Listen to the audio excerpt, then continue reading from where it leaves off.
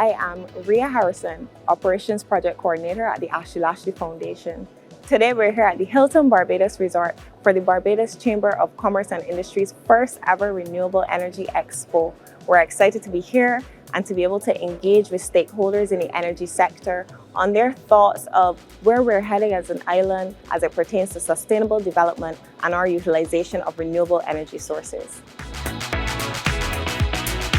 The sole purpose and mandate of establishing the Green Committee is to ensure that as a chamber, as a business sector, we are signaling and affirming our commitment to work with the government to support its efforts towards achieving the renewable energy goal. And therefore, that is the sole mandate of the committee.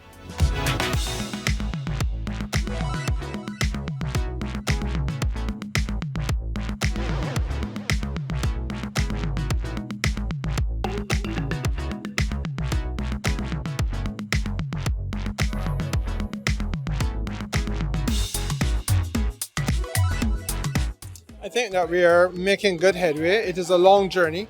As I said to the meeting of the chamber just now, it starts at foundation up, and we've really had to build this out from scratch because there are really no precedents to guide a small island like ours. This is really our own initiative, and we're doing it Barbadian way. But we're making a lot of progress with the legislative infrastructure that we have to have in place. I am very pleased about the pace with which people are responding to solar PV opportunities.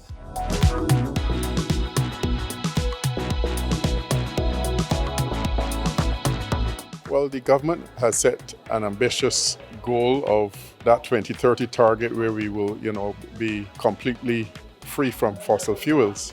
And I think that the government has started plans and put different things in place so that we can get there. We are still a ways off, but I think with the innate desire to get there, I think more and more businesses in the private sector will take advantage of the policies and so forth that has been put in place so that we can achieve the 2030 target. So we at BNOCL offer both full turnkey solution for residential, commercial, and utility scale solar, as well as individual components. So if a person wanted to design a solar system themselves and just wanted the modules, racking, inverters, or whatever else, we also sell those products individually. The sustainable development goals are absolutely necessary. I believe that Barbados is on track to hit them, so long as we keep moving at this pace that we're at right now. Sol has a mission to power journeys and energize communities. And over the past 50 years, that has expanded mainly into, I'll say, fossil fuel infrastructure. So we have over 600 retail stations across the Caribbean, over 30 terminals. We operate at 14 airports. The list goes on. And we are in the process of solarizing our own assets. So we have roughly 25 service stations here in the country. Out of those, 3 have been solarized already. There are 12 that are in the process of being solarized, and the remaining 10 will start probably sometime in the near future. And so of the roughly 15 that have been started, that's about 1 megawatt of power. I believe we as a country have made significant strides over the last couple of years, albeit I believe that we could have been a lot further. Our energy policy took a while to be put in place, but now it is, and we now have an actual tariff structure. We are making the steps in the right direction. So I've seen the industry has taken off significantly, and we have a promising future in it. So I would say we're on our way there. We're on our way there.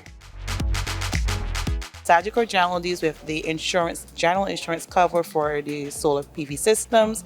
In case of a hurricane or a fire comes, at least to be able to put you back in that position to replace those items that have been damaged. So we're very focused now a lot on the residential, of course, but we're really diving into the solar farms, or what people call the solar plant. So we'll be designing tailored packages for the solar farms. And on the investment side, we actually have the Sagicor Renewable Energy Fund, which is basically invested in renewable energy stuff, investments such as bonds, equities, anything that's renewable energy. And it gives the average investor the ability to invest starting at $500.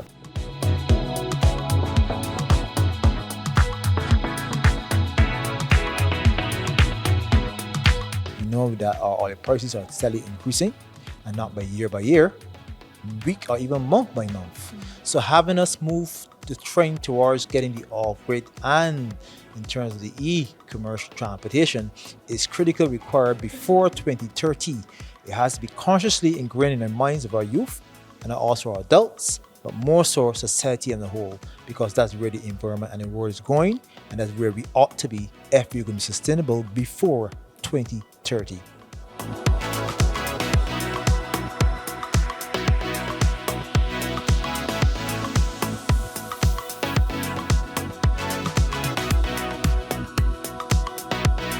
So would you say that we are on target for achieving our sustainable development goals by 2030? Oh yes, very much so. I mean, there's some issues that we have little control over, like the rate at which we can get the vehicles into Barbados, because if manufacturers are not manufacturing, then we can't import. But the truth is that those things that are within our control, yes, we are on target, and we are doing remarkably well at this point. Well, it would be true to say that some of these challenges outlined can be influenced within our own environment via policy and the effort made by all of us.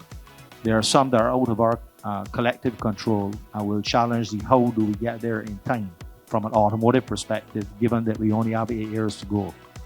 Having highlighted some of the challenges that Barbados see within the auto sector, it seems clear that we must all work together with policymakers to achieve the best possible result for Barbados. To be 100% renewable energy efficient and having an installed capacity by 2030, my personal opinion, I don't think that is going to be quite achievable.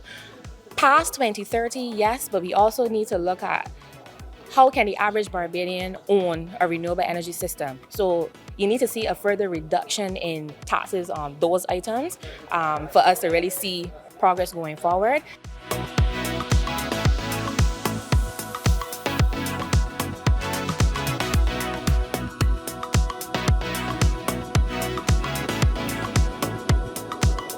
One thing that we do have risk assessments done on a lot of our properties.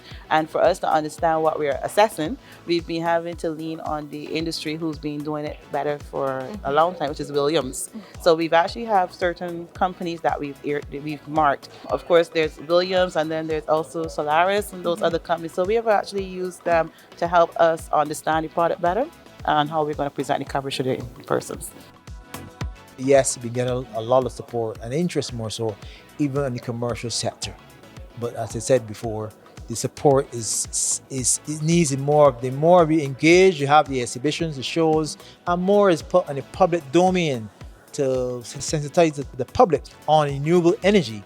I believe it will be more justice to us and of course other stakeholders who are also pushing the renewable energy technology in this field. The event today, as I said, is an example of our efforts to help increase awareness among the business sector. The feedback has been very positive that this is something that we need more of. To even look at the challenges and see, okay, what role does the private sector has to play, what role does the government has to play in helping us to surmount the challenges, because we are making strides, no doubt, but the road ahead is a long one.